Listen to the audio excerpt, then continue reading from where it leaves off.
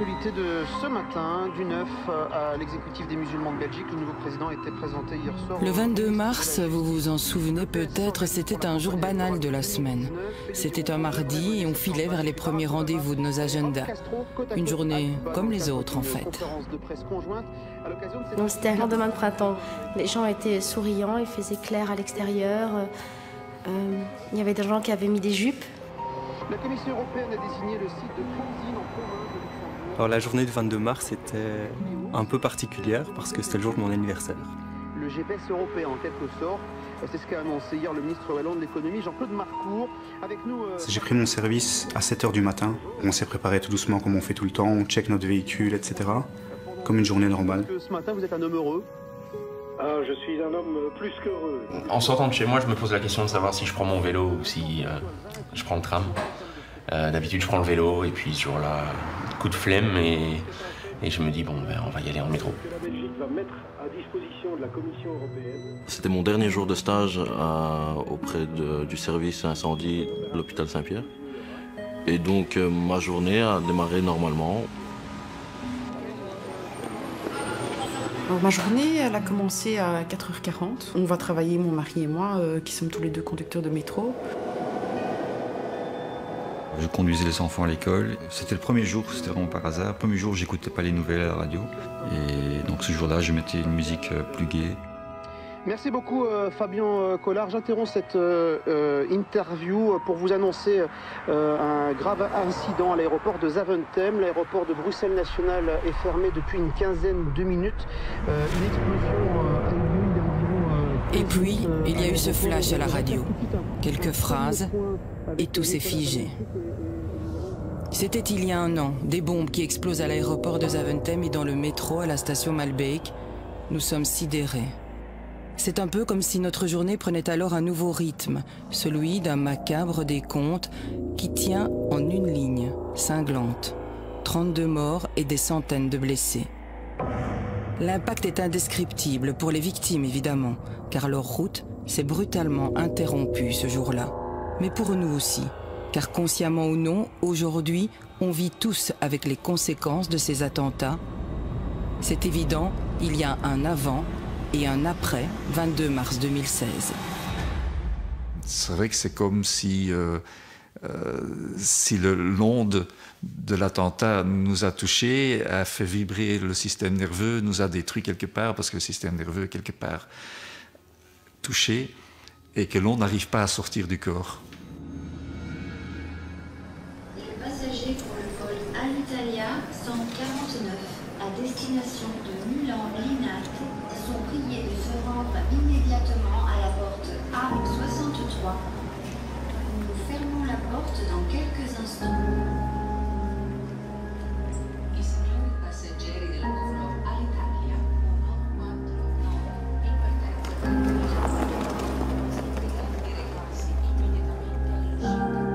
Ce matin-là, je suis arrivé en train à l'aéroport. Donc j'ai traversé le terminal.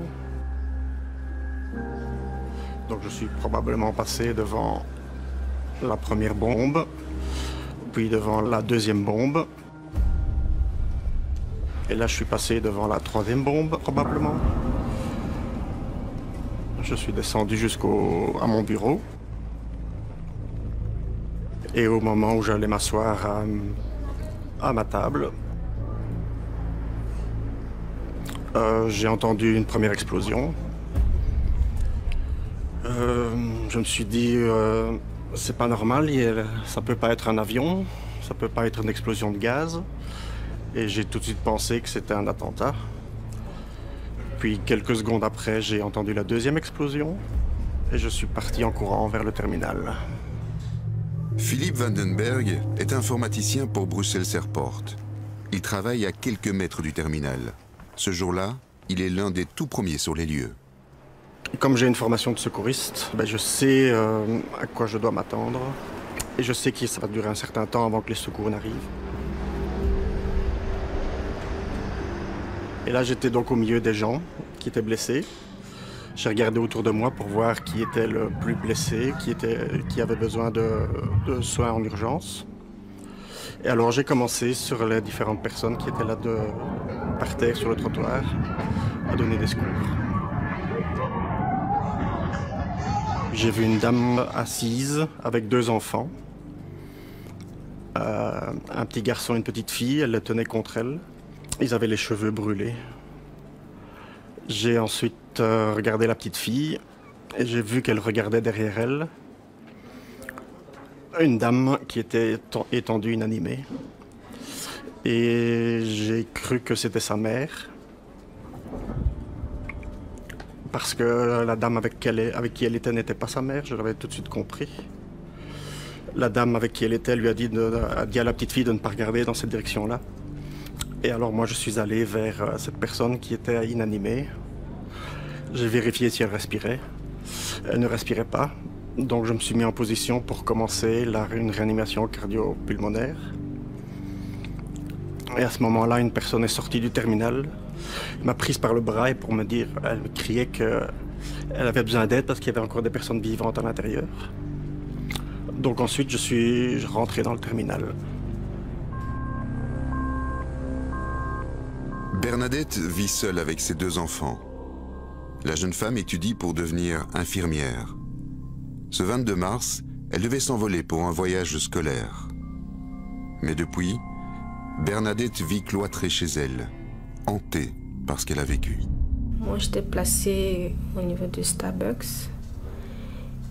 Et il y avait des enfants qui jouaient comme d'habitude. Il y avait un peu de bruit, des gens qui passaient. Et d'un coup, au niveau de l'ancien terminal, il y a eu une petite boule de feu. Sur le coup, j'ai pas pensé que c'était un attentat. Les gens sont mis à courir dans tous les sens. J'étais près d'une dame. On ne savait pas, toutes les 2, on était là comme ça. Et d'un coup, je me suis dit, peut-être vaut mieux qu'on aille se cacher. J'ai jeté un coup d'œil à ma gauche et j'ai vu les box. Il y avait des grands box bleus où les passagers pouvaient s'enregistrer. Et j'ai dit à la dame qu'il faut qu'on aille vite se mettre là. Et quand je suis arrivée juste à la hauteur du box, j'ai pas eu le temps de m'accroupir, qu'il y a eu la deuxième explosion et que j'ai reçu le plafond sur la tête. Il y a un monsieur qui m'a aidé à sortir des décombres et en passant, j'ai vu la dame couchée. Je crois qu'elle était morte parce qu'elle ne bougeait pas.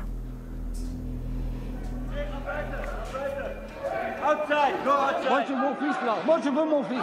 Je ne bouge pas d'ici.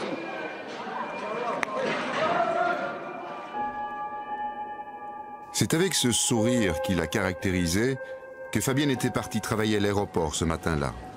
Pourtant, ces derniers jours, elle se sentait angoissée. Elle avait comme un pressentiment. Ce 22 mars, elle avait pris son poste normalement et avait même décidé de rester un peu plus tard pour aider ses collègues. Une attention qui va priver Eddie de sa femme adorée. D'abord, mon fils a envoyé un message, il y a eu une bombe à Zaventem. Évidemment, pour me consoler, il disait c'est pas grave, c'était une petite bombe, hein, ce qui voulait rien dire évidemment. Après, on a essayé de la joindre tout de suite. Bon, évidemment, je savais que c'était difficile, mais on a essayé de joindre beaucoup d'autres personnes. Il n'y avait jamais aucune réponse. Après, on a su évidemment que toutes les connexions étaient saturées. Moi, je m'étais dit peut-être qu'elle a essayé de sauver quelqu'un, qu'elle est encore en train de sauver des gens, parce que je savais qu'elle était comme ça, qu'elle allait essayer de sauver beaucoup de gens. Abdallah, lui, transportait les bagages encombrants vers les soutes des avions. À l'aéroport, ce père de 2 enfants est connu de tous pour sa générosité. Ce 22 mars, il aidait d'ailleurs une passagère égarée, juste à côté de la première bombe. C'était le noir, il n'y a plus de lumière, il y a tout qui tombe partout. Le côté, le toit, les vitres.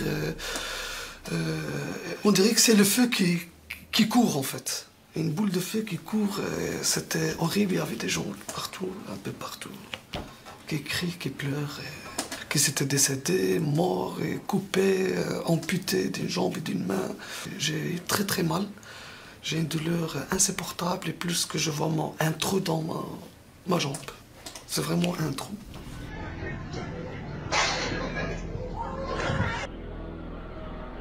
Il y avait un monsieur qui était couché sur un banc. Il avait un trou au niveau du ventre. Il était blessé à la jambe et ça saignait beaucoup.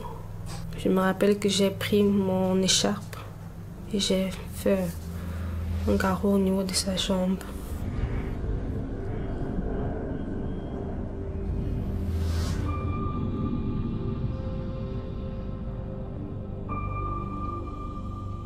Je savais que ça allait prendre environ 15 minutes au moins pour que les secouristes arrivent.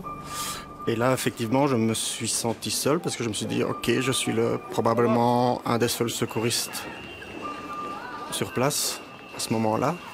Donc c'était vraiment une minute ou 2 minutes après l'explosion. Et je me suis dit, bon, ben tant pis, je vais faire ce que je peux.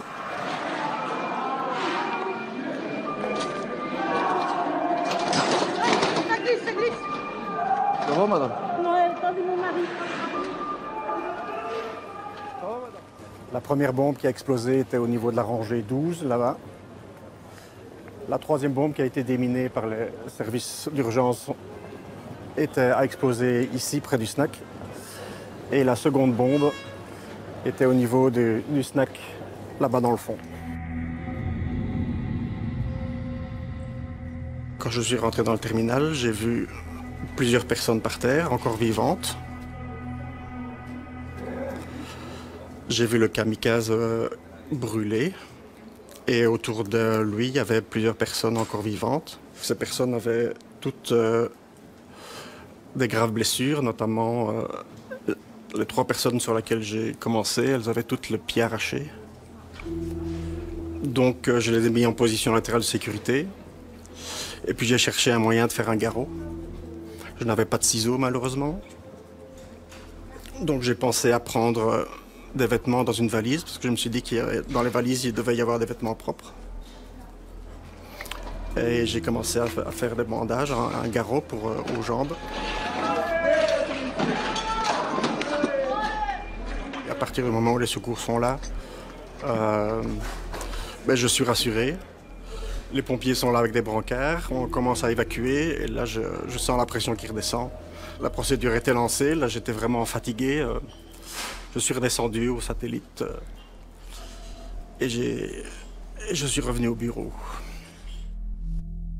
Après 35 minutes, il y a un collègue qui a venu m'aider. C'est grâce à lui que je suis vivant. Et voilà. Et en sortant à l'extérieur aussi, j'ai resté aussi 35 minutes à 40 minutes en train de crier au secours, aidez-moi. Mais il y a les secours qui passent à côté de moi, mais il me dit, monsieur, il y a des gens plus graves que vous, et ils passent. J'ai appelé mon épouse, j'ai dit, Loubna, j'ai perdu ma jambe. Je me souviens encore de ton appel, je me souviens encore des bruits, des cris, des gens qui étaient derrière. C'est un traumatisme, vraiment, c'est un traumatisme. J'étais juste derrière un téléphone et ça m'a choquée. Et je suis sûre que jamais je pourrais oublier ce que j'ai entendu. Le premier réflexe, c'est d'aller à l'aéroport. Donc je lui dis de m'attendre. Je lui dis j'arrive. Je pensais qu'il allait être là à m'attendre. Édition spéciale. Vous écoutez Matin Première. Si vous nous rejoignez, sachez qu'il y a eu une explosion, peut-être 2, ce matin à l'aéroport de Bruxelles National. Des témoins font état de blessés d'une évacuation. Vous voyez les images, hein, Bertrand Hénin. Oui, je suis... Dans notre tête, à ce moment-là, les souvenirs s'entrechoquent. L'aéroport, notre aéroport. Des familles, des amis, des projets. On ose imaginer ce lieu de joie, jonché de blessés, de gens qui luttent pour survivre. L'onde de choc est bel et bien née ici. Dès l'annonce des explosions, le plan catastrophe est déclenché. Au centre de ce dispositif, un personnage clé, le médecin-colonel Éric Merny.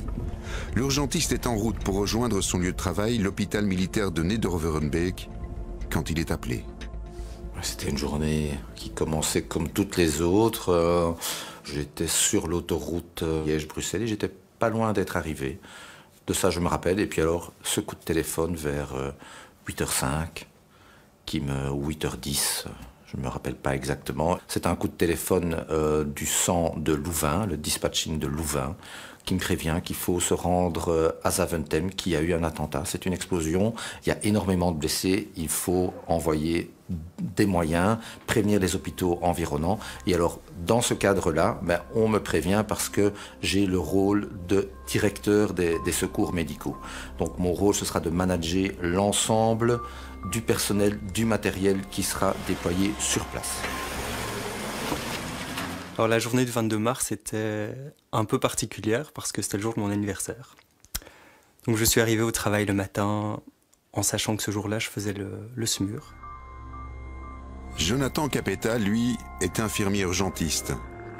Il vient de prendre son service aux cliniques universitaires Saint-Luc. L'hôpital où je travaillais était à 3 km de l'aéroport, donc c'était évident qu'on allait partir.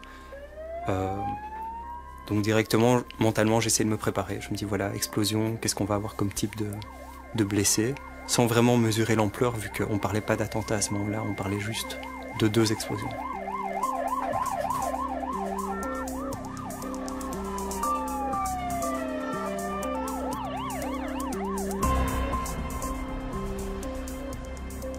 Quand j'arrive sur place, je vois des gens qui courent un peu partout, des gens malheureusement ensanglantés, des vitres détruites. Et là, ça me rappelle tout de suite ce que j'ai déjà vécu lors de missions, notamment en Afghanistan, où j'avais déjà vu d'autres attentats. Donc c'est vraiment des images de guerre, ça me rappelle tout de suite cette ambiance-là, mais c'est chez nous. Je suis sorti de la voiture et là, la première image que j'ai eue, c'était un homme au sol brûlé avec un enfant sur son thorax. Et là, j'ai été dans un état de sidération, en fait, complètement paralysé pendant quelques secondes. J'ai dit à mon médecin, on était en binôme, j'ai dit à mon médecin, je peux pas. Et puis, il y a tout un tas de facteurs qui sont rentrés en compte. Les odeurs, les bruits. Il y avait à la fois du silence et à la fois, de temps en temps, un cri comme ça, qui coupait ce silence, une espèce de cri glaçant de quelqu'un qui crevait de mal, en fait, simplement. On a un certain réflexe, heureusement. On ne doit pas tellement réfléchir, on sait ce qu'on doit faire. On revient sur des schémas de travail et c'est ce qui nous permet de réagir rapidement et de ne pas se laisser submerger par les émotions, parce que forcément, l'émotion est là.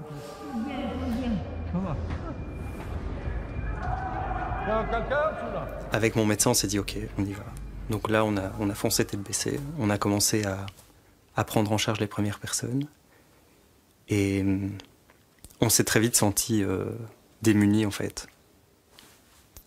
On se dit mais qu'est-ce qu'on peut faire? C'est tellement grave tout ce qu'on voit, on ne sait rien faire. On va juste trier et évacuer. Et puis là, ça a commencé pendant une bonne heure à faire du tri. À se dire ok, lui oui, lui peut-être, lui non, c'est trop grave. Et là, ça commence à devenir difficile parce qu'on se dit, qui je suis moi pour dire, toi je fais rien. On n'est pas habitué en fait, on n'est pas habitué à ce genre de médecine de guerre au final.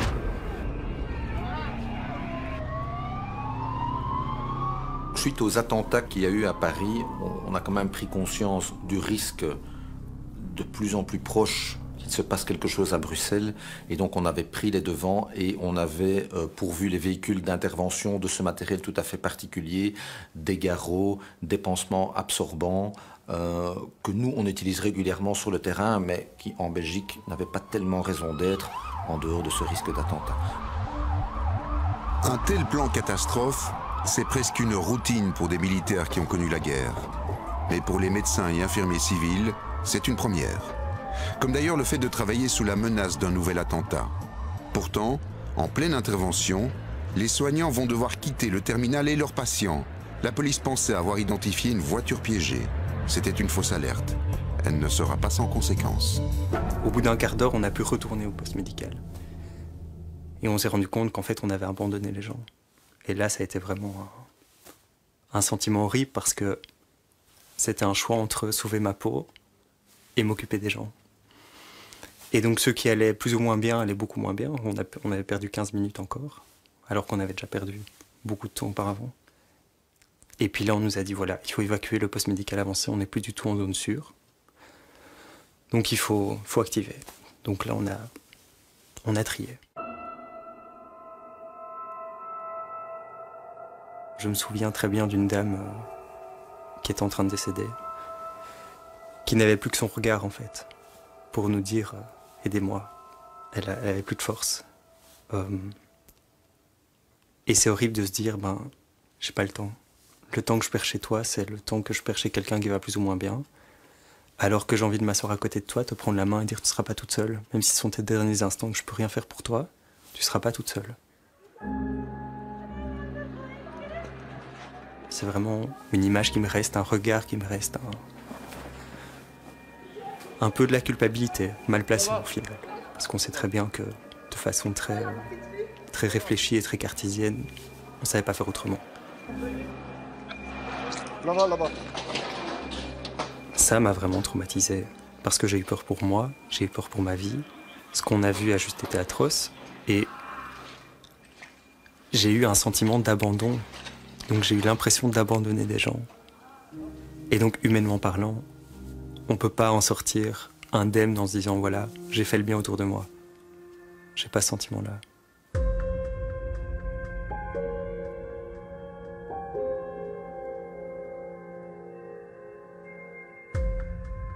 Le plus difficile, évidemment, vous avez l'habitude, vous avez été en zone de guerre, j'ai été en Afghanistan, au Liban, en ex-Yougoslavie, j'ai vu des tas de choses, mais là, ce ne sont pas des soldats qui sont blessés, ce sont des familles, des femmes, des enfants. Ces gens-là, ils partaient en vacances, ils partaient en voyage d'affaires, et tout d'un coup, ils sont précipités dans une vision d'horreur, et c'est ça qui est le plus marquant. Il faudra plus de 3 heures pour évacuer tous les blessés de l'aéroport. Le colonel Éric Merny quitte les lieux et se rend à l'hôpital militaire, là où sont pris en charge de nombreux rescapés de Zaventem, mais pas seulement. Alors là, c'est une information à prendre avec des pincettes. On apprend que le métro va être évacué. Il y aura eu un bruit à la station de Malbec. On essaie de confirmer, de vérifier ce qui s'y passe. Mais pour l'instant, donc, sachez que le trafic... Cindy est conductrice de métro depuis 14 ans. Ce matin-là, elle s'installe comme d'habitude aux commandes de sa rame.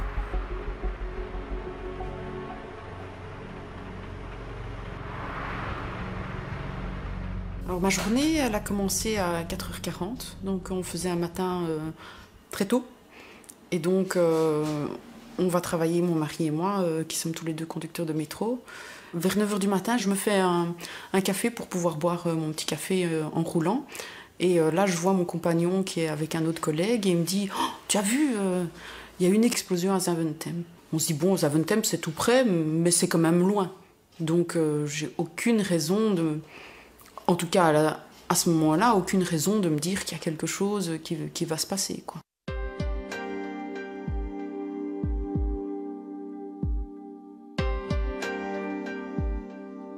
Je pars de chez moi, je prends un métro en direction du travail.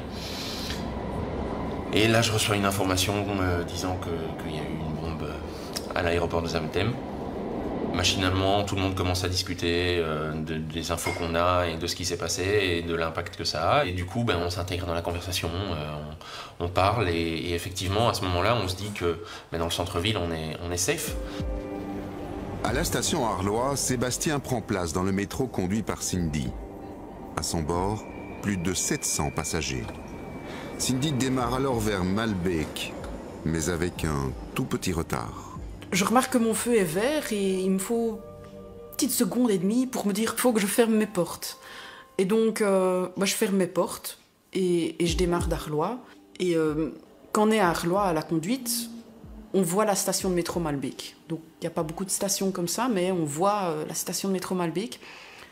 Et donc, juste avant, quand j'ai démarré d'Arlois, je voyais mon collègue qui était vraisemblablement occupé à fermer ses portes et à commencer à démarrer. Quand je suis vraiment bien lancée, en un coup, il y a Une grosse explosion, ma porte du poste de conduite qui s'ouvre à la volée et qui va claquer contre le compartiment voyageur. La sensation qu'on a eue, c'est vraiment la sensation qu'on a si vous êtes dans un train à grande vitesse et que vous croisez un deuxième train à grande vitesse. Cet effet de souffle, que les vitres sont aspirées et repoussées en même temps, on sent vraiment un ouf. Les vitres sont ouvertes et il y a de la fumée qui commence à rentrer et de la poussière qui commence à rentrer dans le métro. Il y a cette boule de feu et ce grand fracas et ce secouement.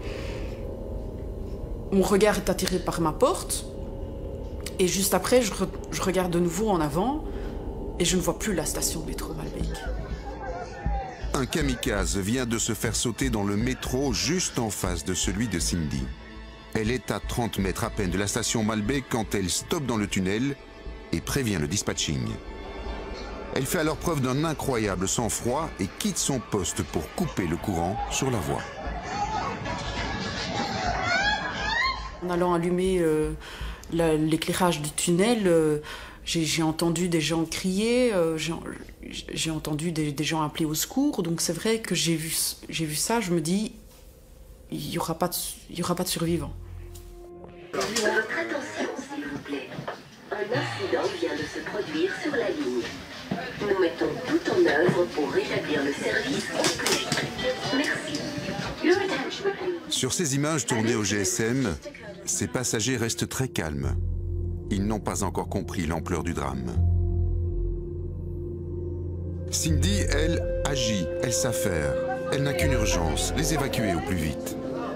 On met les pieds sur le rail et on descend toujours. 2 ou 3 personnes, 2 ou 3 messieurs qui sont restés en bas dans les voies et qui aidaient les personnes plus valides, qui descendaient en s'asseyant et qui les attendaient en bas pour les réceptionner, quoi.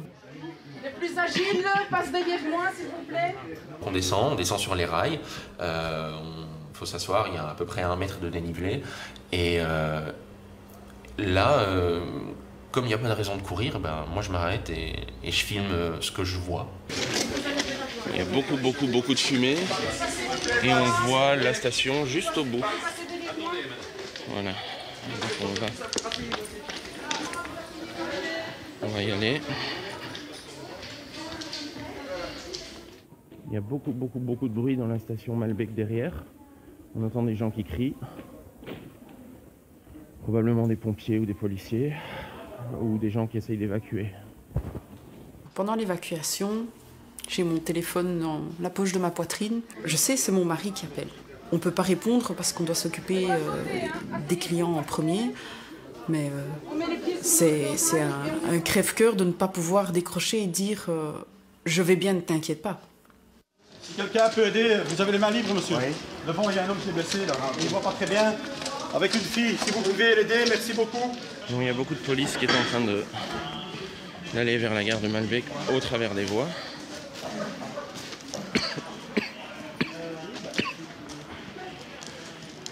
Il y a beaucoup de fumée.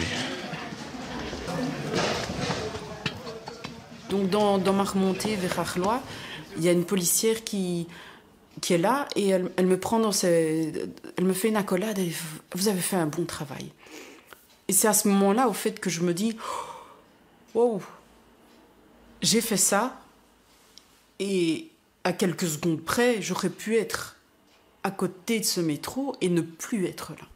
Cette petite seconde d'inattention pour ce feu vert a changé les choses. Ces petites secondes d'inattention pour le feu vert ont changé le cours de ma vie, quoi, ouais.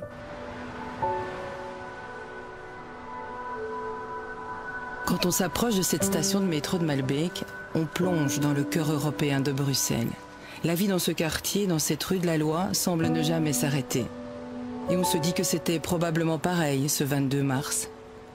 Pourtant, sous terre, l'onde de choc venait de frapper des passagers insouciants. Ça fait au moins 10 ou 15 ans que j'avais plus pris le métro. Il y avait du monde dans le wagon numéro 1, donc j'ai pris le wagon numéro 2. Je rentre, je me souviens de cette dame-là, de ce monsieur, je me souviens de 2 jeunes dames. Je me souviens que comme j'avais un café chaud, je m'étais retournée pour pas que, si on m'en bousculait, que ce café allait directement sur les gens assis. Je me souviens qu'une dame s'est précipitée pour prendre une place assise. et que j'ai donné ma place en lui disant que je descendais les arrêts après.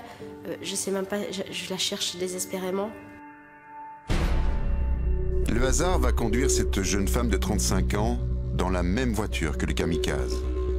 Après avoir hésité, elle s'y est engouffrée au moment de la fermeture des portes. Quelques secondes plus tard, il va tout faire exploser.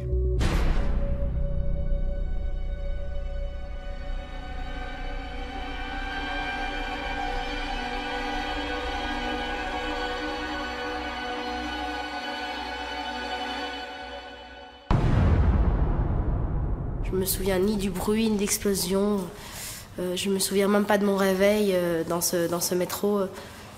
Je me souviens simplement quand j'étais à l'extérieur, la lumière du jour dans les bras de quelqu'un qui m'a déposée sur le bord du trottoir sortie de parking d'Arlois. Je l'ai regardé, il avait l'air attristé comme s'il avait appris une mauvaise nouvelle. Puis il a pris son téléphone, il a dit non, c'est pas vrai, il s'est levé et il est parti. Orphée est au sol, consciente mais totalement désemparée.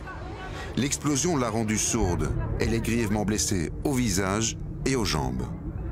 Autour d'elle, des gens distribuent des serviettes. Elle ne comprendra que plus tard qu'il s'agit des employés d'un hôtel voisin venus lui porter secours avec les moyens du bord. Sur le moment même, je ne crois pas avoir réalisé que j'étais blessée. Je ne réalisais même pas où j'étais. Je voyais des gens hurler, je voyais du sang partout, je voyais des gens courir dans tous les sens. Je m'étais mis dans un petit coin. Je vous dis, je voyais vraiment toutes les images qu'on voit sur Internet. Je les ai vues face à moi, mais j'étais plus spectateur de ces images, de la situation. Comme si c'était un tableau, je regardais ça de l'extérieur. Après, je me suis aperçue que j'étais ouverte de la tête jusqu'au tout le visage. Donc quelqu'un est venu m'apporter un essuie, mais je gardais l'essuie, et l'essuie était blanc, j'avais peur de le salir, l'essuie de l'hôtel. Donc c'est quelqu'un qui m'a appuyée en me disant qu'il fallait bien le mettre sur mon visage et sur ma tête. On vous confirme ce qu'on craignait à l'instant dans le métro bruxellois, explosion dans le métro, puis une photo de cette station Malbec qui se trouve sur la rue de la Loi avec de la fumée qui s'échappe. Julien Prizzi se trouvait tout près de la station de métro dans sa voiture de patrouille. Il sera l'une des toutes premières personnes à descendre sur le quai, une poignée de minutes à peine après l'explosion.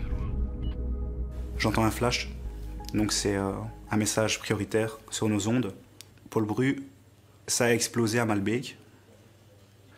Donc nous, d'initiative, on va porter assistance en fait, puisqu'on ne sait pas ce qui se passe sur place. Et je suis à 500 mètres vol d'oiseau, quoi.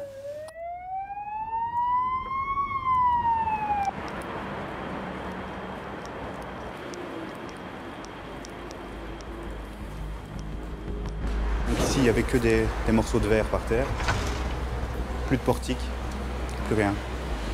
Et donc, je rentre et je me rends directement à la descente qui est juste là, dans les escaliers.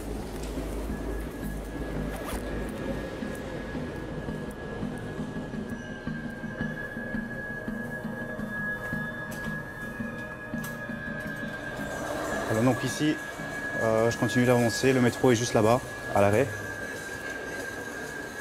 Et c'est un petit peu le chaos total. Et j'avance dans un silence absolu. Il n'y a pas de cri. Il y a un petit peu de fumée blanche.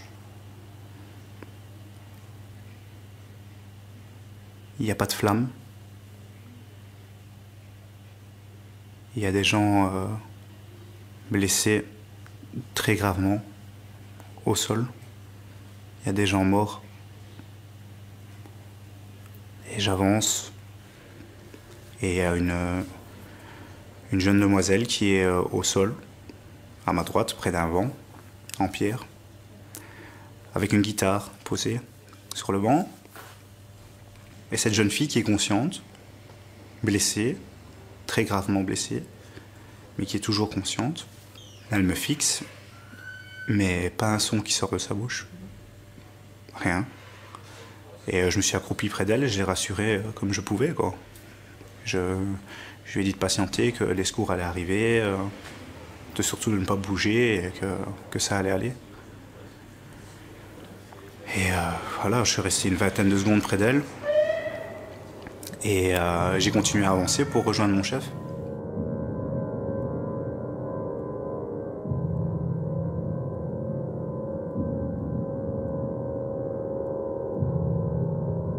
Je progresse en faisant attention où je marche. J'avais ces personnes qui étaient décédées autour de moi, blessées, enfin je ne savais pas leur état, mais c'était tellement une vision d'horreur. Je me sentais mal à l'aise vis-à-vis de ces personnes en fait. Donc rien que quand je me déplaçais, je faisais super attention où je marchais. Il y avait des gravats partout.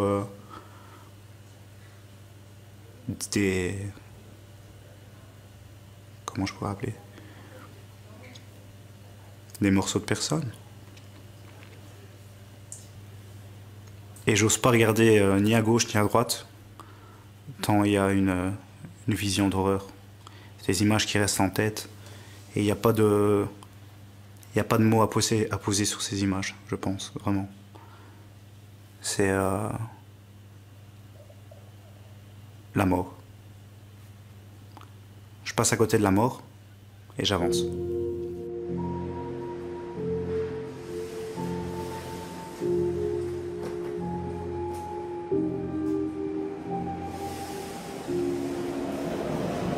Les actes que j'ai posés,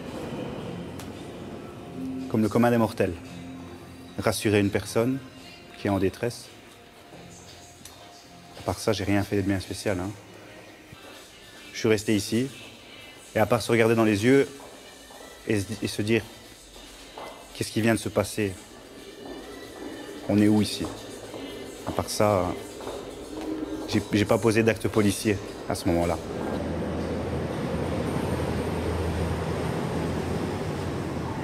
Alors, je me trouve actuellement rue de la Loi, juste à la sortie du métro, à côté du CDNV, hein, vous l'avez dit. Ce que je vois sur le trottoir, c'est une dizaine de blessés qui ont été sortis visiblement du métro. Certains sont sous des couvertures de survie. On amène de l'eau, on amène des essuies. Je vois des personnes avec le visage ensanglanté. J'ai vu une fille, une jeune femme sortir. Bonsoir, bonjour. Ça va? Les gars, on va Ça prendre va la bien? gare, on va se changer rapidement, si ça vous dérange pas. On arrive. Hein. C'était mon dernier jour de stage auprès du service incendie de l'hôpital Saint-Pierre. Et donc ma journée a démarré normalement. On a checké notre ambulance encore une fois. On n'était même pas au courant que Zaventem a explosé. Et puis c'est là où tout a commencé, les choses se sont accélérées. Et c'est là où on a eu l'appel pour démarrer et se diriger vers la station Malbec, chaussée d'Etterbeek, parce qu'il y a eu une explosion. Carole Danilin est ambulancier secouriste. Il n'a que 22 ans et pourtant il va devoir faire face à une intervention sans précédent qui va marquer à jamais sa jeune carrière.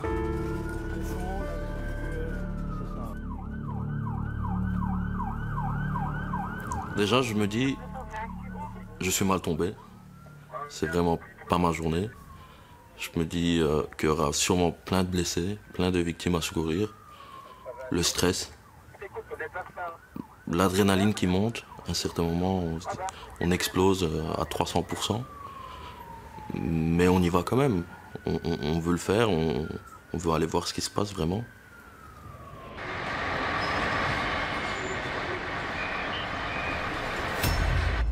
La première chose que j'ai vue, c'est une portique de tickets de la cible qui était vraiment arrachée et projetée dans la rue. Et c'est là où je me suis dit, l'explosion était assez puissante pour pouvoir arracher ça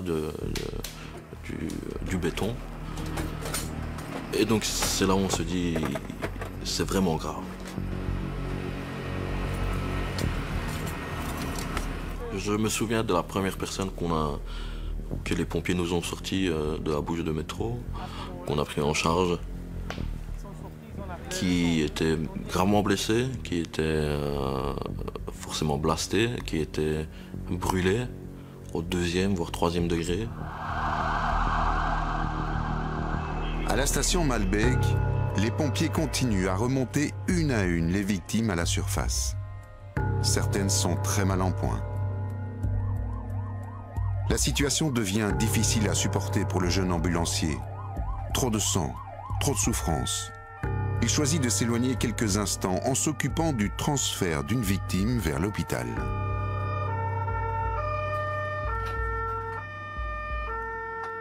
J'ai sauté dans la première ambulance qui partait, quelque part d'abord pour donner un coup de main aux collègues, et de l'autre côté un tout petit peu m'isoler, un tout petit peu partir de cette bulle d'attentat de toutes ces victimes, pour pouvoir un tout petit peu prendre soin de moi, pour revenir de nouveau sur Malbec et de continuer notre travail de secouriste ambulancier.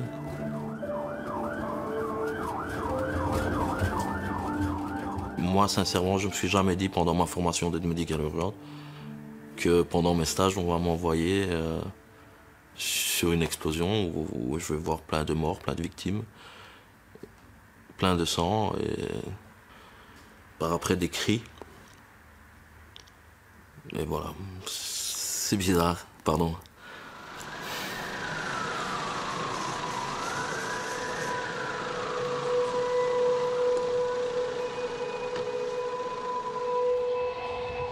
Pourquoi? Pourquoi à Malbec?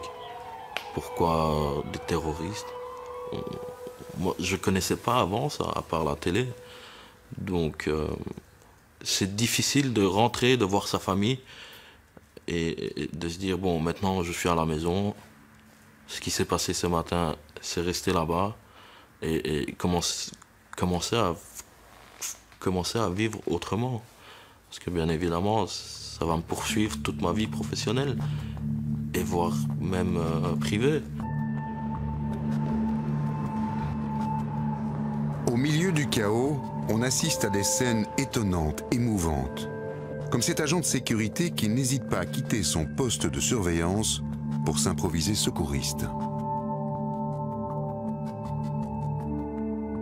Je vois un collègue courir à un certain moment, mais un collègue donc security, avec un DEA, avec un défibrillateur. Et tout de suite, on se pose la question, c'est pas normal, donc on précipite le pas. Et alors j'entends la sécurité aussi qui dit, ouais, donc il y a une personne inconsciente sur la voie publique, ceci, cela. Donc j'empresse le pas, je vais avec lui. Quand j'arrive sur place, il y a bien donc une personne inconsciente, enfin semi-consciente. Il y a déjà 2 collègues à moi, mais d'un autre bâtiment, qui sont sur place, qui portent déjà les premiers soins. Donc on assiste, je vais dire, avec un maintien de tête, ceci, en attendant les premiers secours, quoi. Malgré qu'on voit autour beaucoup d'agitation, mais on se concentre sur ce qu'on doit faire.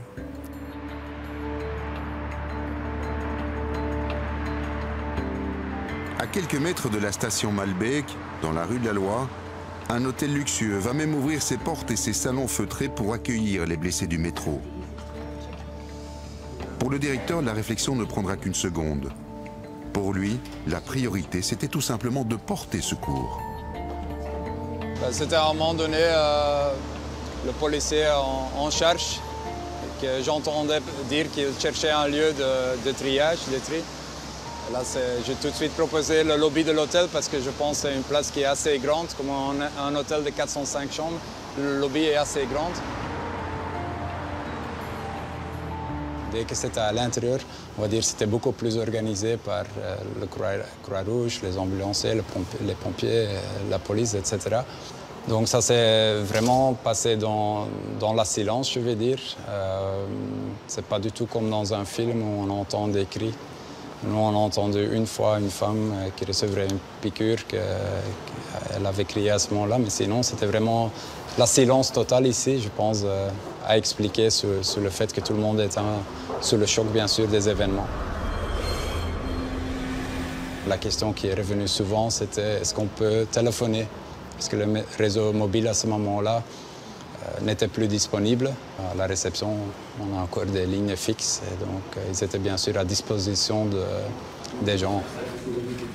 Donc en total, il y avait entre 45 et 50 blessés. Donc après que le tri était fait, ils sont emmenés dans les différents hôpitaux. Et je pense que les derniers étaient partis vers midi 30. Donc dès que tout le monde était parti, on a remis les fauteuils, on a nettoyé l'espace ici. En fait, c'est le soir, on rentrait à l'hôtel. Il y avait la même vue que vous voyez actuellement. Hein. Tout était... je ne veux pas utiliser le mot normal parce que l'atmosphère, bien sûr, n'était pas du tout comme ça. Mais au niveau esthétique, je veux dire, il n'y avait pas de différence le soir du 22 mars ou maintenant.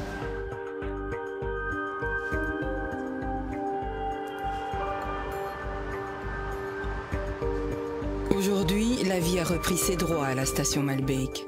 Pourtant, une fois à l'intérieur, un peu sans que l'on s'y attende, notre estomac se serre.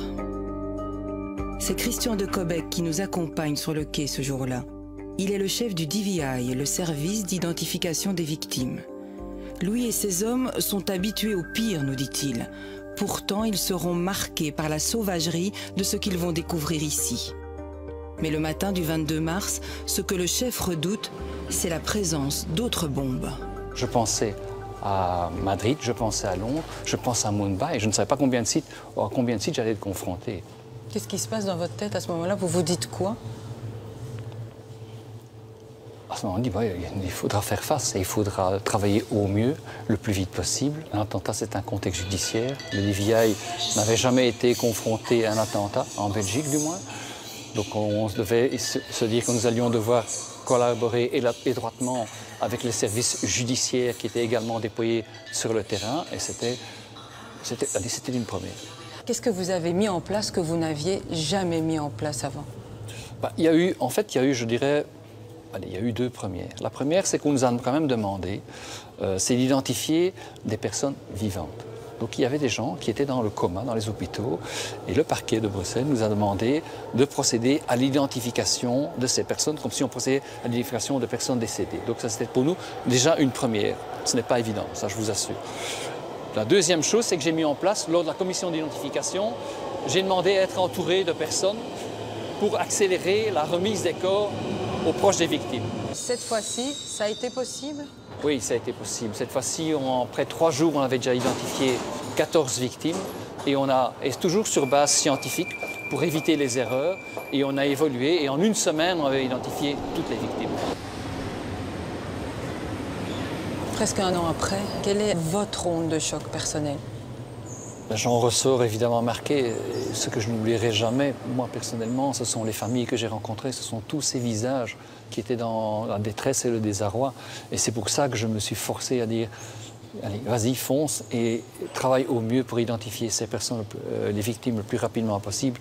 Parce que c'est ça qui m'a touché, c'est vraiment cette détresse de ces proches victimes. À la fin de cette rencontre, nous comprenons que deux réalités inconciliables s'affrontent. Celle d'un service de police qui n'a pas le droit à l'erreur et celle insoutenable des familles qui espèrent un signe de vie de leurs proches.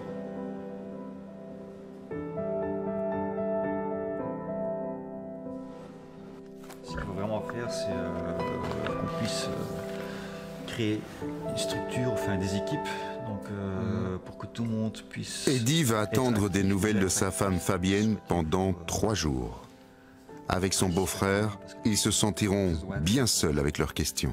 On a eu toutes sortes d'informations, comme quoi elle était décédée, après elle était de nouveau vivante, et puis elle était à l'hôpital, et puis elle était dans le coma, donc toutes les informations viennent.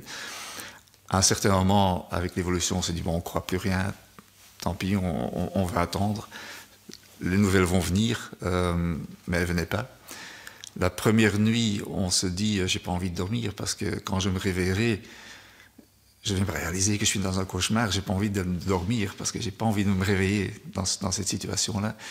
Donc on s'est mis en famille, on a essayé de survivre mentalement. C'est très difficile, les jours où on cherche les gens, ses proches, ce sont des moments très intenses, ce sont des moments de crise, il faut essayer de tenir compte de tout le monde aussi. Dans mon cas, ma femme, mes enfants, il faut commencer à gérer comment on continue. On se sent perdu. Surtout si le numéro d'urgence ferme le soir et rouvre le matin. Donc, je crois que dès qu'on sait, on a confirmé que c'est l'identité, il faut directement investir les familles parce que chaque minute compte. Moi, je crois que c'était une première onde de choc. Après, il y a le choc de la confirmation, évidemment. Et puis, il y a aussi la prise de conscience que, c'est ce que j'ai dit à mes enfants, ce sera dur, donc il faudra rester ensemble. Pour Loubna, la femme d'Abdallah, l'attente n'aura duré que quelques heures, mais des heures interminables. Il m'a appelé à 8h45, je l'ai retrouvé, il était 17h, 17h30. On se fait plein de films, on se laisse imaginer plein de choses, et puis je me dis qu'est-ce que je vais dire aux enfants, qu'est-ce que je vais dire à sa mère, qu'est-ce que je vais... Voilà. C'était qu'une journée, mais c'était interminable. Alors je pense aux familles qui ont cherché leurs proches pendant 3 jours, mais c'est pas normal. Je suis survenu, je crois, 8 heures après l'opération, quand j'étais sur intensif. En réveillant, j'ai vu les gens qui viennent chez moi et tout. Mais là, je sais que j'ai plus de jambes, j'étais amputé. Quand vous vous réveillez, c'est ce qu'on vous annonce? Oui, j'étais amputé. C'est-à-dire... Là.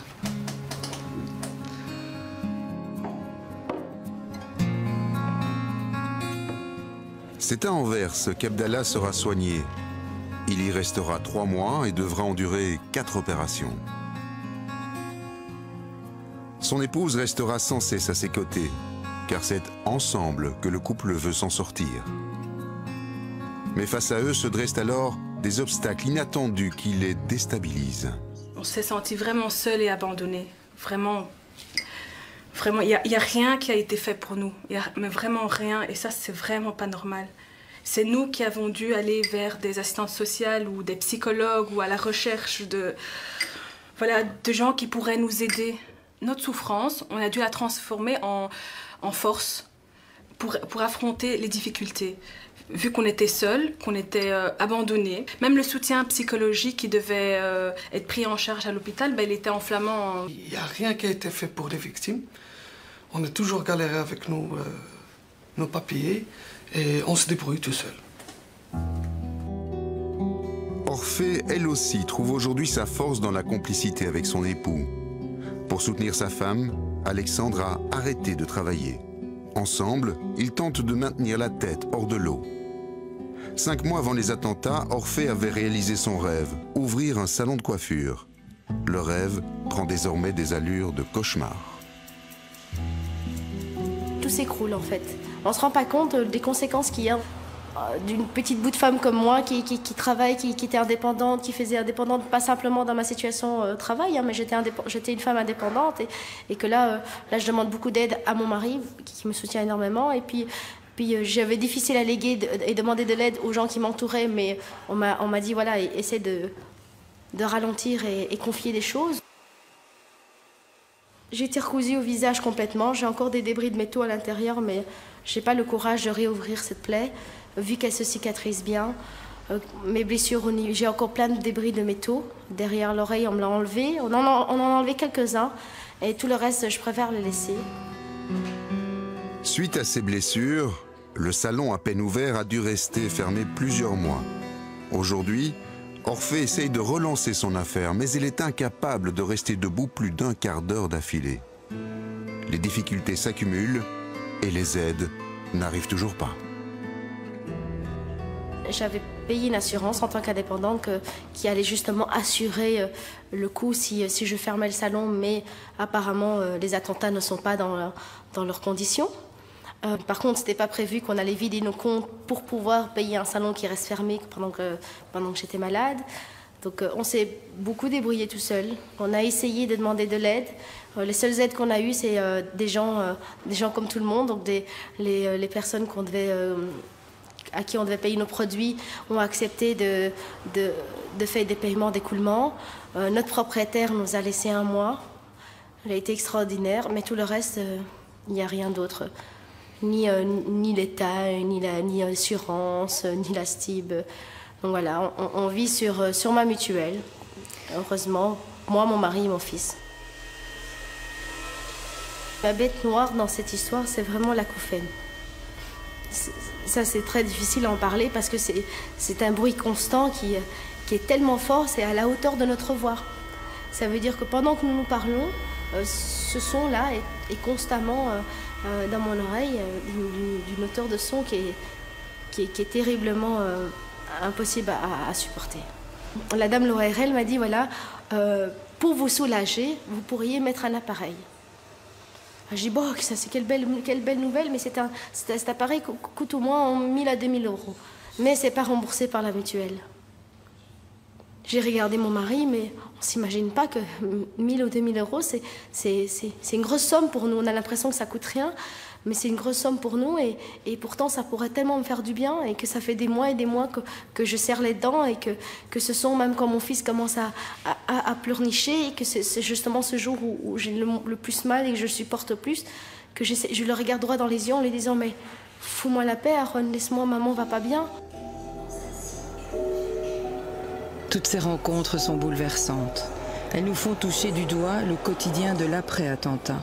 Une fois les feux de l'actualité éteints, une fois les vies brisées, devenu un dossier administratif. Et parfois, quand les blessures ne sont pas visibles, certaines personnes osent à peine parler de leur traumatisme, pourtant bien réel.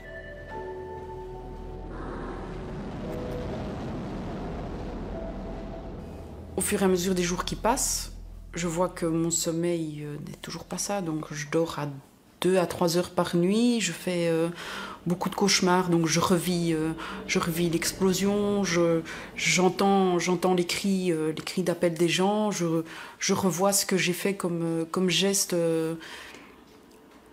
et donc beaucoup de mal à dormir. Beaucoup de mal à dormir, beaucoup de mal à vivre.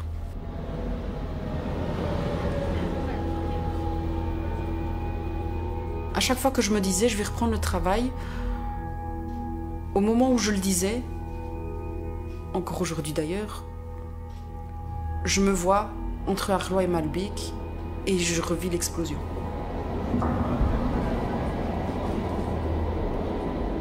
Je n'ai pas reconduit de métro depuis lors. Je n'ai pas encore réussi à remettre un pied dans une station de métro. Et aujourd'hui, rien que penser métro, c'est compliqué, en fait.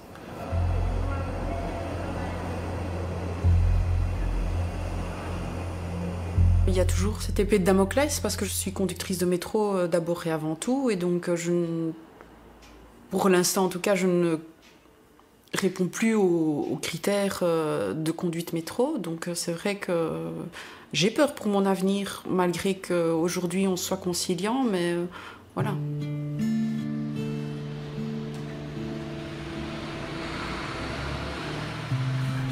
J'ai pas arrêté de repenser et de me repasser le moment en boucle à me dire, voilà, j'allais arriver à Malbec au moment où un cinglé décidait de faire exploser son sac à dos, quoi. Et ça choque. C'est vraiment un sentiment de se dire que la vie est peu de choses et que, en fait, ça peut arriver partout et tout le temps.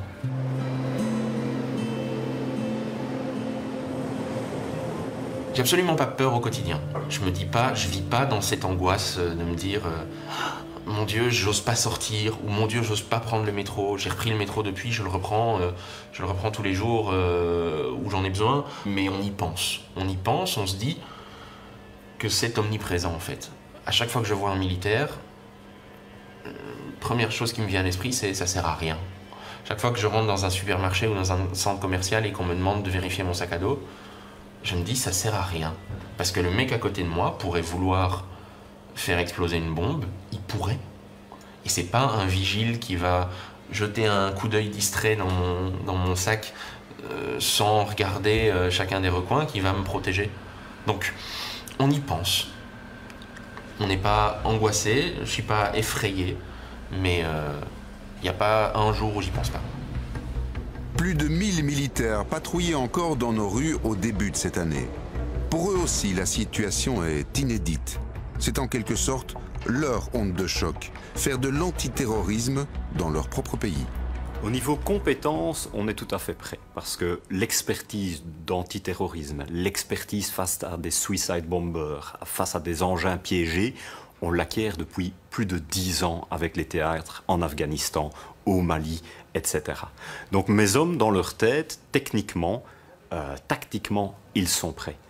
Maintenant, être prêt à être déployé dans son propre pays, ça je dois avouer que aussi bien pour les tout jeunes que pour des gens de mon âge qui ont connu l'ex-Yougoslavie, qui ont connu l'Afghanistan, etc., faire ça dans son propre pays, c'est un choc. Très bien. Toujours de bons contacts. Est-ce que vous êtes surpris par la durée de cette mission particulière dans votre propre pays? Je pense qu'on pouvait s'y attendre. La menace terroriste, c'est quelque chose d'insidieux qu'on n'allait pas régler du jour au lendemain en éteignant 1 ou 2 foyers. Vous patrouillez de nombreuses heures avec un équipement que nous, citoyens, imaginions un équipement seulement de guerre. Vous vous en passeriez bien parfois? Non, surtout pas. On s'en passerait pas, parce que c'est aussi notre propre sécurité. Et même si c'est lourd et que des fois c'est contraignant, qu'on a mal fin de journée, on sait qu'on est en sécurité avec et que c'est du bon matériel. Je pense que quelque part on s'est rendu plus accessible à la population. Je pense qu'ils sont très contents de notre présence. Le moral est bon.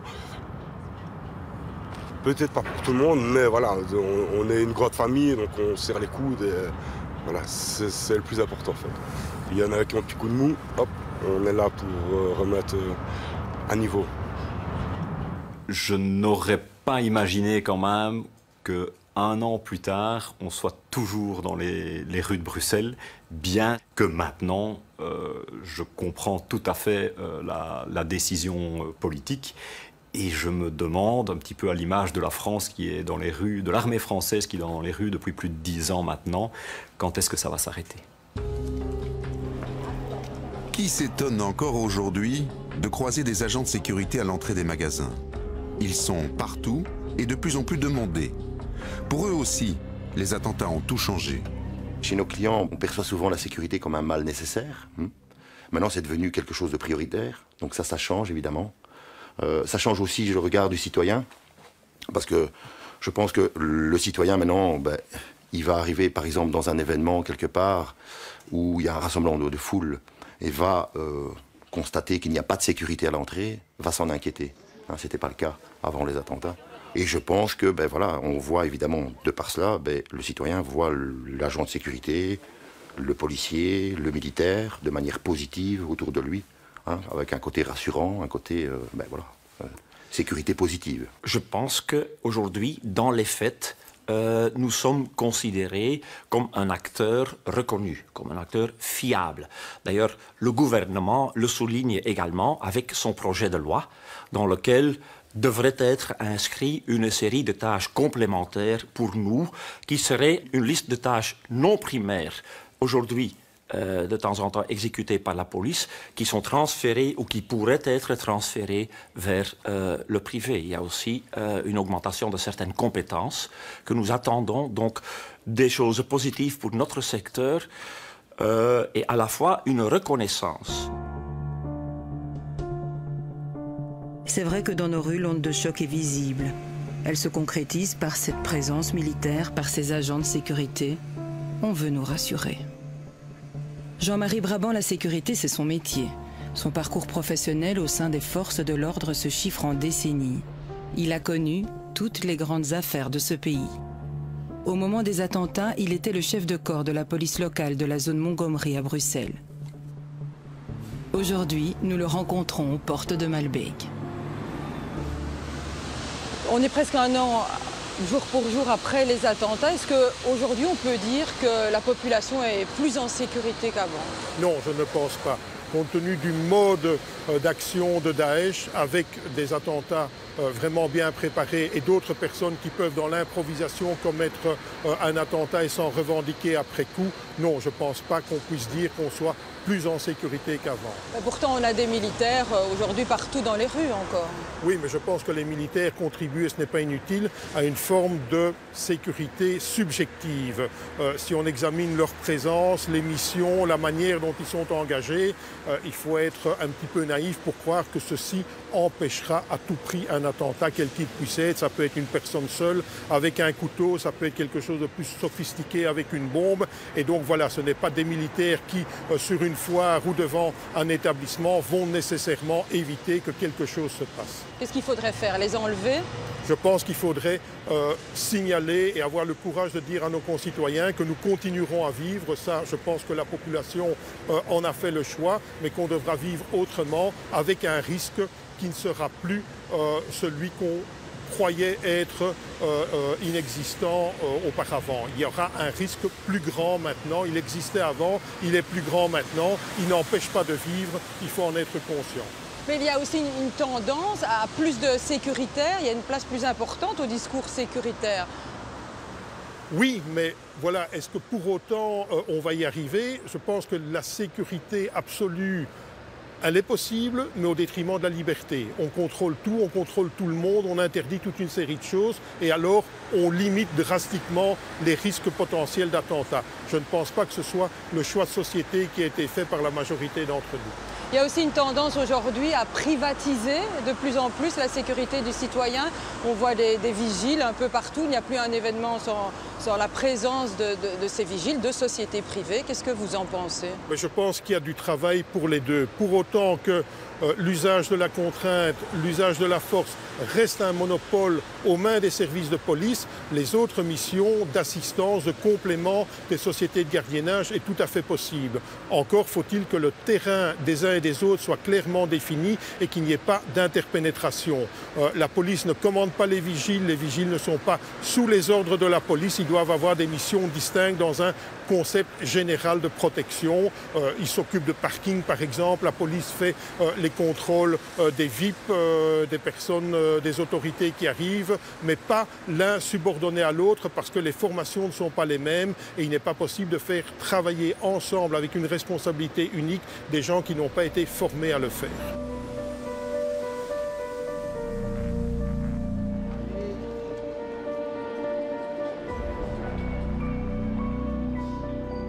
Les ondes de choc s'immiscent dans tous les recoins de notre société. Dans le meilleur des cas, on s'habitue. Quel chapitre. Mais les victimes, elles, continuent de se sentir en insécurité. Alors certaines choisissent de se rencontrer, d'échanger, mais aussi d'agir. Il faut absolument simplifier. En fait, il y a deux facteurs. C'est la situation maintenant pour les victimes qui ont été victimes jusqu'à présent. Et après, il faudra simplifier pour ce qui va venir. Oui. Parce que si maintenant ça se passe, c'est la même catastrophe pour ces gens. Philippe et Eddy, le frère et le mari de Fabienne, vivent très mal cette onde de choc impensable. Se sentir abandonnés. Alors ce qu'on manque beaucoup, et c'est vrai que toutes les victimes disent la même chose, c'est une forme de reconnaissance. Il faut aussi se dire que c'est l'État qui a été visé. Donc nous, on ne se sent pas vraiment directement visé. Quelque part, on se dit, voilà, il y a une responsabilité de l'État qui ne nous a pas protégés. Alors automatiquement, on se dit, on a le droit d'être reconnu pour cette agression.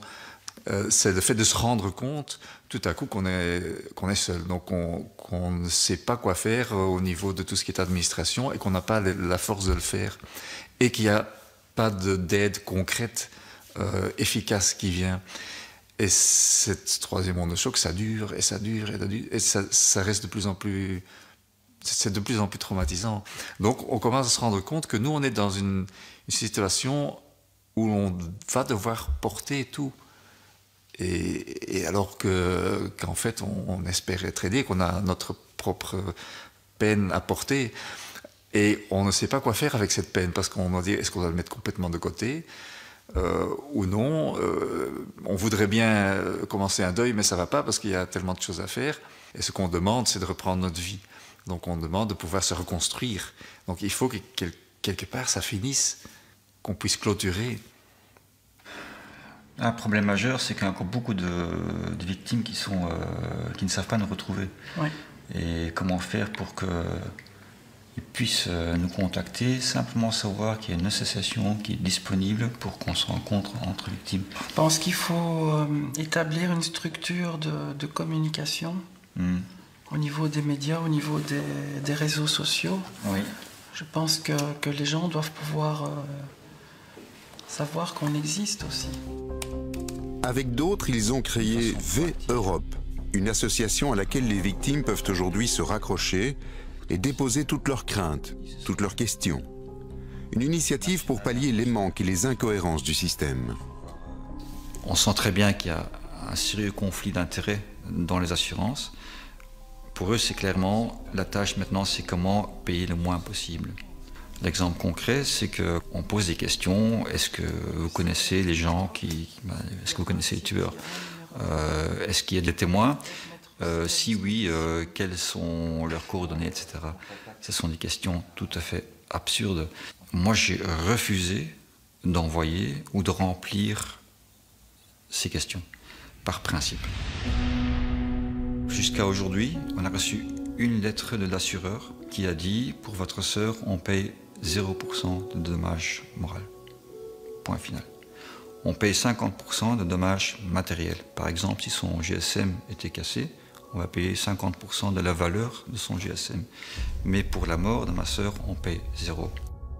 L'idéal, c'est que quelqu'un puisse arriver à un endroit très simple, très clair. Voilà, je suis victime, et de là, le dossier est géré. Avec l'association, on voudrait le faire. On voudrait être expert dans ce sens où l'on puisse aider les victimes jusqu'au moment que l'État reprenne le boulot, parce que de toute façon, normalement, ce n'est pas à nous de le faire. Les attentats ont plongé Bernadette dans une situation financière compliquée. Elle a besoin d'aide. À la place, elle a dû faire face à la froideur d'un médecin conseil. On est reçu comme du bétail à la boucherie. Il n'y a aucune compassion. C'est juste des questions où on doit répondre par oui ou non. S'entraîner. Et après, c'est au revoir, on pouvait partir. Je trouve pas ça juste. Il faut toujours se justifier, que ça soit pour voilà, l'assureur loi, l'assureur de l'aéroport ou la mutuelle qui demande des diagnostics à chaque fois, à chaque certificat. Un diagnostic, ben on l'a déjà donné le diagnostic, voilà, c'est une amputation. Sa jambe ne risque pas de pousser, ça c'est clair, hein, il va rester amputé à vie. Moi, quand je vais voir un avocat, j'en ai vu plusieurs, mais il y en a un qui m'a particulièrement choquée, c'est qu'il ne voulait pas m'avoir comme cliente parce que voilà, je n'avais pas les moyens pour lui, je n'avais pas d'assurance protection juridique et donc je ne pouvais pas le payer. Donc il m'a dit, madame, clairement, il m'a dit, madame, vous n'êtes pas Kim Kardashian, vous ne saurez pas me payer. Donc trouvez une assurance et puis venez me voir. Voilà, avec tout ce qu'on subit, encore entendre ces paroles voilà, de personnes qui sont censées nous défendre, nous aider dans les pires moments de nos vies et qui nous déballent ça comme ça, ben, j'espère qu'il se reconnaîtra, ben, ça fait très mal. À quelques pas de la station Malbec, le quartier européen. Le jour des attentats, les employés ont assisté impuissants à la valse des ambulances, aux scènes de souffrance, et puis à la mortuaire de fortune installée au pied de leur immeuble. Jamila Hadda est l'une de ces employées. Et pour tenter d'effacer ces images de chaos, elle a décidé d'agir et d'exprimer son empathie envers les victimes. J'ai eu besoin de faire quelque chose parce que je pense qu'on s'est tous identifiés à l'une ou l'autre personne qui était décédée ou qui avait été blessée, voire à toutes ces personnes, parce qu'on se dit que ça aurait pu être nous. Et ce que j'ai fait pour ça, c'est que j'ai demandé à des collègues ou à même des étrangers que je rencontrais dans le métro ou ailleurs, je leur ai demandé de manifester via des photos, de manifester leur soutien.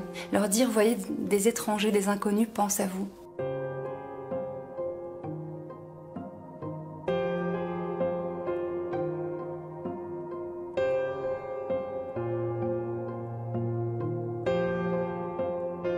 Et ensuite, on s'est dit, on va demander à tout un chacun d'apporter ce qu'il a apporté. Et donc, c'est comme ça qu'on a pu demander à des indépendants, à des enseignes, des petites et des grandes enseignes, à tout citoyen, on leur demandait d'offrir ce qu'ils ont à offrir. Des esthéticiennes, des fleuristes ont offert des fleurs, des massages, etc. C'était vraiment une manière, je voulais conscientiser le citoyen à la souffrance des victimes et en même temps je voulais dire aux victimes, vous n'êtes pas seuls. Aujourd'hui, il y a un pays qui se soulève pour vous, il y a un pays qui est là pour vous et qui est prêt à vous aider. On peut transférer ailleurs. Son mouvement de soutien s'est aujourd'hui transformé en une ASBL, Life for Brussels, comme une main tendue. Chers collègues, bonjour, bonsoir. Je me présente en 2 mots, je suis Daniel Carole.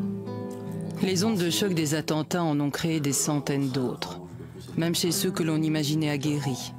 Le temps n'efface rien, le besoin d'en parler subsiste. Nous allons le comprendre en écoutant Carole, le jeune ambulancier envoyé à Malbec pour son dernier jour de stage. Presque un an après son intervention dans le métro, il prend la parole devant ses collègues ambulanciers. Beaucoup de gens blastés, beaucoup de gens brûlés, 2e, 3e degré. Beaucoup de gens défigurés. Je me souviens aussi d'une fille qu'on sortait, en fait elle criait, elle comprenait pas pourquoi on la sort elle et pas son copain. En fait j'ai appris par après que son copain était coupé en deux. Il vivait encore mais il n'y avait plus de chance pour lui. Alors quelque part c'est difficile de faire Dieu pour ces personnes. Pardon. Je pourrais vous expliquer pendant quelques heures encore cette journée catastrophique, mais sincèrement là je ne sais plus le faire. Merci à vous.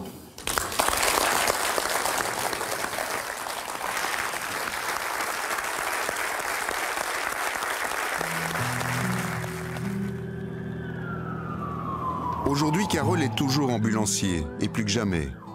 Même si le souvenir de son intervention à Malbec est gravé dans sa mémoire, sa motivation reste intacte. Ça a changé ma vie. Je pense que je suis un tout petit peu plus mature. C'était difficile pour ma famille, pourtant à un certain moment vivre avec moi, parce qu'en sachant que j'ai vécu autre chose qu'eux. Et me remettre dans une vie quotidienne, une vie de famille et ne plus y penser, c'était difficile. Alors aujourd'hui, un an après, vous êtes encore en intervention, mais qu'est-ce qui reste de toute cette journée, un an plus tard? Le visage des victimes. Cette journée qui au début devait bien se passer et qui en quelques minutes a chamboulé. Et parfois le son des sirènes, tous les sirènes qui arrivent dans le même lieu. Aujourd'hui, il y a des journées où vous arrivez à ne plus y penser? Non.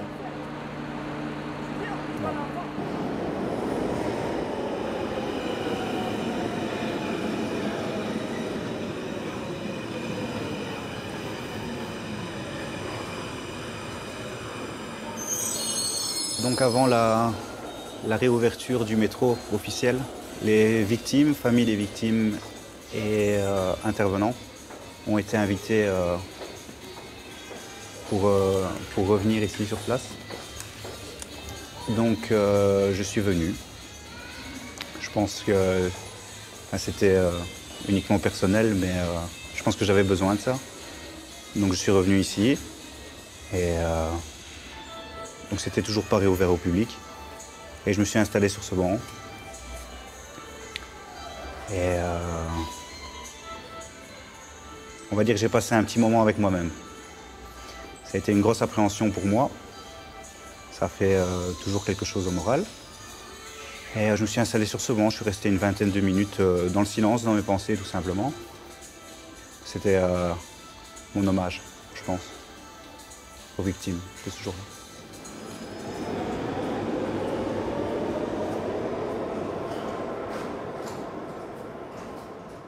Je ne suis pas un policier différent depuis le 22 mars. Je suis une personne différente. Ça a mis un gros coup de marteau sur la tête. Ça a fait prendre conscience de beaucoup de choses. La rage, elle est uniquement là par rapport à l'impuissance dans mon intervention. Donc, à mon échelle, que puis-je faire ?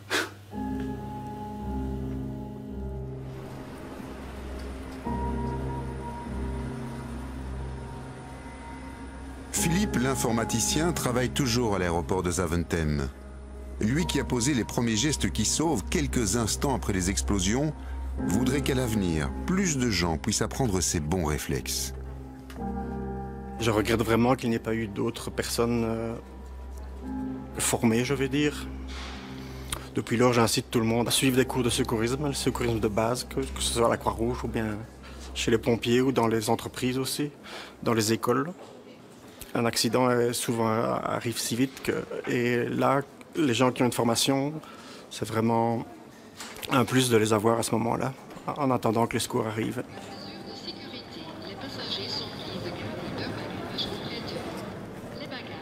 Aujourd'hui, j'ai un étrange sentiment, c'est-à-dire que je n'ai plus peur de rien. J'ai envie de changer dans ma vie, j'ai envie de faire plein de choses. Et voilà, donc j'essaye de tourner la page. Pour moi, l'année 2017 n'a pas encore commencé. Je pense qu'elle commencera quand les événements seront passés. Et voilà, je commencerai une nouvelle vie.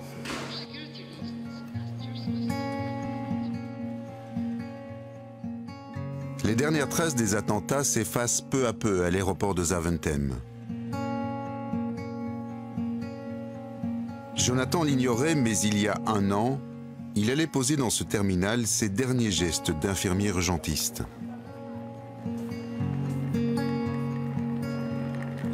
Je suis venu une fois pour partir en vacances et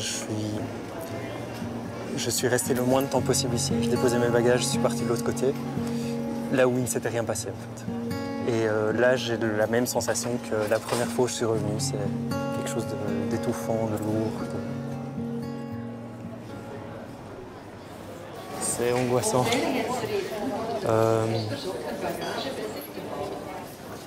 C'est angoissant. Se dire que c'était ici en fait, ou un peu plus loin.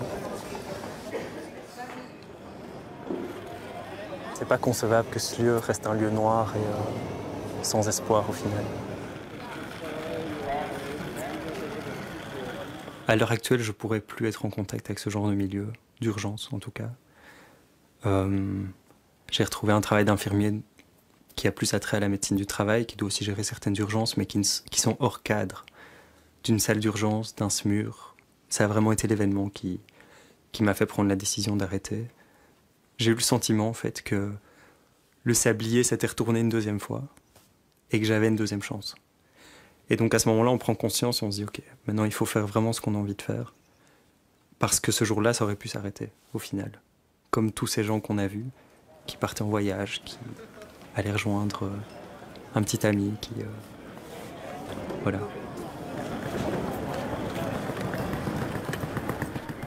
Vivre avec, on devra vivre avec, de toute façon. Maintenant, on peut essayer de faire en sorte de le vivre de façon un peu plus acceptable.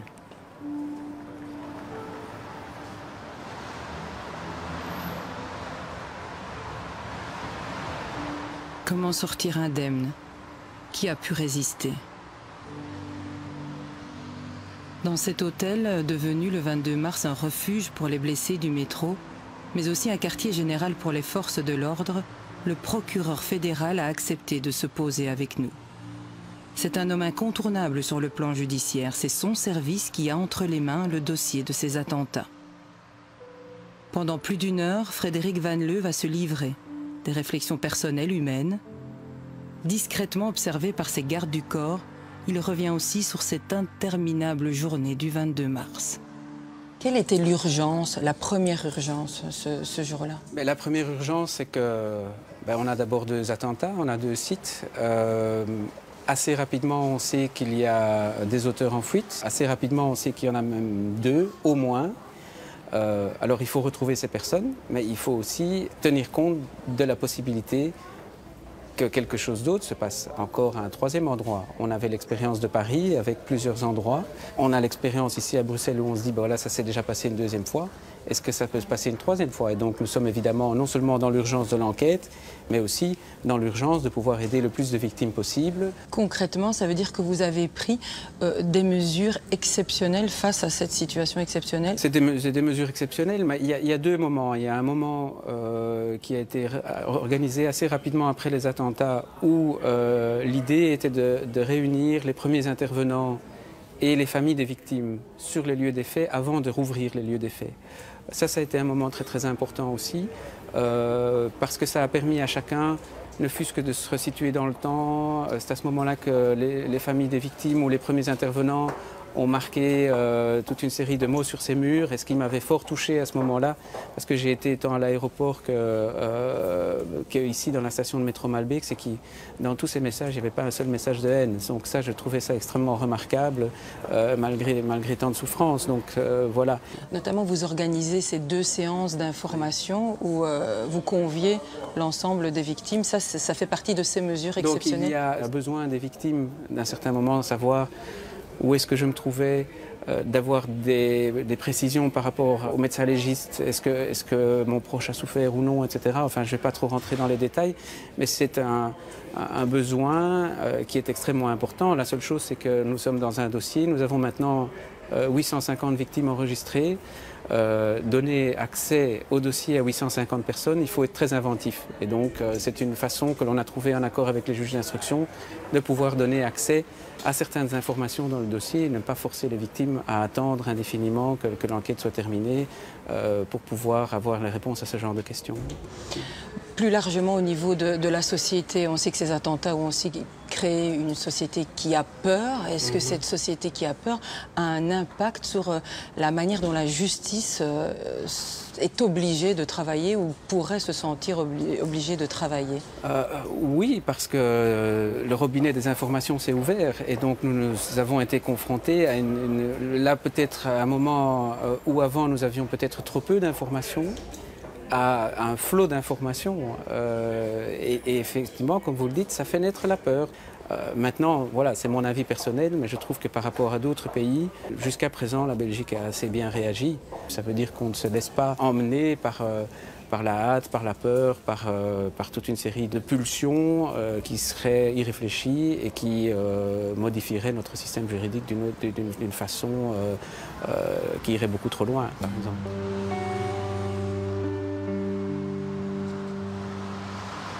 Pour certaines personnes, le 22 mars, il y a longtemps, c'est 1 an déjà, tout va bien, on nous voit marcher, on nous voit avancer, on nous voit en famille. On se dit, c'est bon, ils ont tourné la page, mais c'est vraiment pas le cas. Au contraire, c'est encore plus difficile. C'est encore plus difficile, même si on ne le voit pas. C'est plus la même chose. Il y a les enfants qui posent plein de questions. Est-ce qu'on peut... Papa, tu peux jouer comme avant avec nous, le foot, on va courir, on fait des vélos, on peut nager. J'ai dit, non, parce que c'est la prothèse. Mais pour eux, c'est la prothèse, on peut tout faire avec. C'est à peine que si je tiens l'équilibre. Et tout le monde lui disait, oui, t'inquiète pas, on est en 2016, tu auras une prothèse, tu vas courir, tu vas tout faire comme avant. Mais c'est vraiment pas le cas. Donc une prothèse, c'est pas si facile, ça ne fait pas partie de nous. Et quand il rentre à la maison, il enlève sa prothèse, il n'est plus avec sa prothèse. Et voilà, donc c'est pas si facile que ça en a l'air. Il y a ma fille qui a peur maintenant de tout et n'importe quoi. Il ne sait pas descendre les escaliers tout seul, ni dans l'ascenseur tout seul. Je dois descendre toujours moi et sa maman avec elle. C'est hors de question qu'ils descendent les escaliers tout seuls. La nuit, dans leur chambre maintenant, ils dorment tous les deux dans le même lit.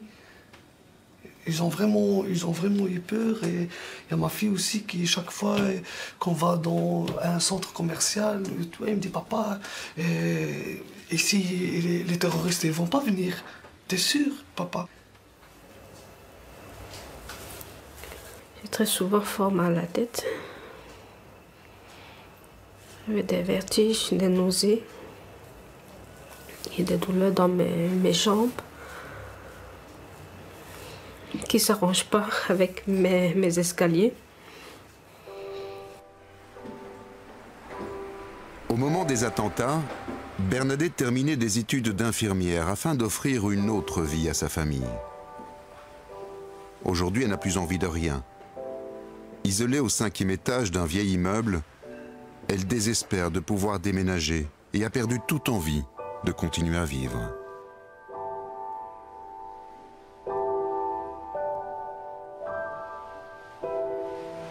Je ne sors plus avec les enfants. Je supporte beaucoup moins les cris, les caprices.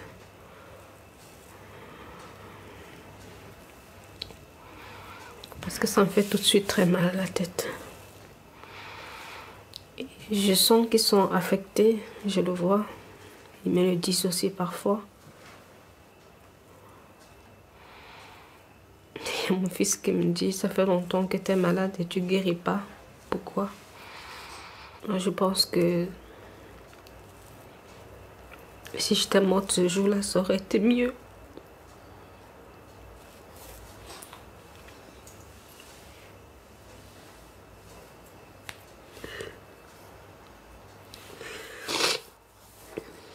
C'est quand on est mort, on ne souffre pas. On ne souffre plus.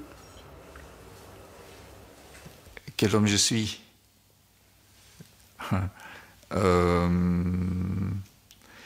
Je crois que je suis quelqu'un qui cherche à renaître.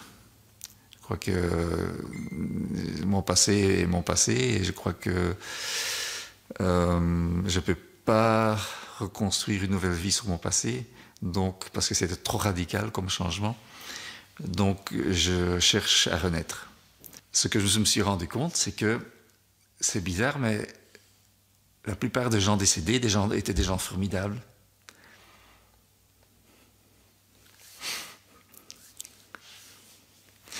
Voilà, il était formidable.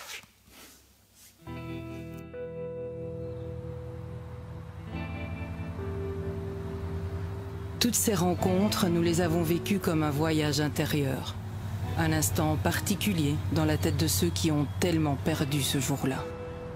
Ce voyage intérieur s'est passé loin de toute stigmatisation, sans haine. Parce qu'il incarne à nos yeux cette tolérance et cette envie de faire quelque chose, nous avons choisi de laisser la conclusion à notre collègue Michel Vizard. Sa fille Lauriane a été tuée par le kamikaze du métro. Il a accepté, exceptionnellement. Et symboliquement, nous nous sommes rencontrés sur ce pont, près de Molenbeek. Michel, on est presque un an après le 22 mars. On a rencontré des victimes ou des proches de victimes qui nous disaient qu'un an après les attentats, ils avaient encore en eux cette onde de choc qu'ils n'arrivaient pas à faire sortir, qu'elles étaient à l'intérieur d'eux. Comment vous vivez avec cette onde de choc? Nous, l'onde de choc, c'est une onde au second degré, entre guillemets, puisque c'est notre fille qui était dans le métro, c'était pas nous. Alors oui, l'événement, bien sûr, ce qu'on ressent à ce moment-là, c'est quelque chose qu'on ressent et qu'on garde en soi, je pense, pendant très longtemps. Mais je ne parlais pas d'une onde de choc, mais plutôt de la sensation de ce ciel qui vous tombe sur la tête à un moment donné, chose que vous n'avez jamais pensé possible. Qu'est-ce que vous avez fait de ce ciel qui vous est tombé sur la tête aujourd'hui? Oula, quelle question. C'est celle qui m'est tombée sur la tête. Ça serait prétentieux de dire on l'a géré, ça ne convient pas ce mot-là, mais je crois qu'on réagit avec ce qu'on est, avec ce qu'on a fait jusque-là, avec sa capacité de gérer des émotions, est-ce qu'on a déjà eu ou pas. Donc on utilise ce qu'on a dans son petit panier comme outil pour pouvoir fonctionner. Ça c'est clair. Après, on ne fait pas ça tout seul. On fait ça avec la famille, on fait ça avec les proches, on fait ça avec beaucoup de monde, les amis, les relations de travail. On se fait aider aussi d'un autre côté. Donc on n'est pas tout seul. Enfin, moi, je ne me suis pas senti tout seul par rapport à ce ciel qui me tombait sur la tête. Et puis, quelque part, j'ai un naturel relativement optimiste malgré cela. Et donc, je me dis que toujours, quelque part, il y a une éclaircie qui va arriver et qui peut arriver d'ailleurs, et qui peut encore arriver, bien sûr. Alors Michel, on a décidé de se rencontrer sur un pont pas très loin de Molenbeek et ça aussi c'est un symbole, c'est quelque chose qui vous tient à cœur, jeter des ponts? Ça me paraît une évidence totale. On l'a vu après le 22 mars ou d'autres attentats ailleurs, que soyons honnêtes, ça n'a pas embelli la situation. On a vu que ça s'est tendu, on a vu que les communautés ont tendance, toutes des deux côtés du canal ici, à se refermer sur elles-mêmes. Je pense qu'à part certains qui vont plus loin et qui ont bougé, il y a des portes qui sont fermées, il y a des replis sur soi. Et donc ça, c'est un peu inquiétant. On le voit aussi, par exemple, dans le populisme qui monte. Donc je crois, oui, plus que jamais, bien entendu, ceux qui en ont la possibilité, ils doivent faire ce qu'il faut, effectivement, pour essayer de jeter ces ponts. C'est possible? Comment? Comment jeter ces ponts? Se rencontrer, aller où on ne va pas l'habitude, prendre son téléphone, aller rencontrer, c'est pas évident, parce que nous avons tous nos habitudes, nos réflexes, mais je crois que c'est absolument nécessaire et faisons-le chacun, et je peux parler pour moi ici, chacun avec les compétences qui sont les siennes. Je suis journaliste, j'ai l'habitude de rencontrer les gens, ça peut m'aider, d'autres personnes dans d'autres domaines, mais c'est fondamental, on doit multiplier ces ponts pour qu'un jour ils soient plus nécessaires. Vous pourriez être en colère en fait et tourner le dos à ce pont. Reste partir de l'autre côté du pont, vous pourriez? Ça ne m'a jamais traversé un instant l'esprit, en toute sincérité, jamais. Au contraire, parce que de toute manière, si on fait tout ça, ça sera pire demain. Or, je crois qu'il y a vraiment, sans être naïf, quelque chose qui est bon dans la plupart d'entre nous, je dirais même dans tous, mais il faut qu'on puisse se sortir et aller chercher chez l'autre. Si on se ferme sur soi, je ne sais pas quel monde on laissera demain à nos enfants, petits-enfants, arrière-petits-enfants. Donc c'est fondamental et plus que jamais, on voit bien, ce qui s'est passé avec les attentats nous donne une urgence à cette nécessité-là, sans aucune naïveté, mais avec volonté et optimisme, oui. Aujourd'hui, si vous deviez parler de votre fille, vous diriez quoi? Je n'ai pas envie d'entrer dans ces détails-là. Ce que moi je sais, c'est qu'elle est morte très jeune et elle était en grande forme, elle allait bien, donc elle nous a laissé une grande force, réellement. Alors voilà, moi je ne sais pas où elle est, ça c'est un autre débat. Mais ce que je sais, et je l'ai déjà dit, mais c'est qu'elle est en moi d'une certaine façon. Et donc cette force-là, je pense qu'on l'a vraiment reçue quelque part. Alors est-ce que c'est parce qu'on s'auto-suggestionne? Je ne crois pas. Donc quelque part, ça nous aide.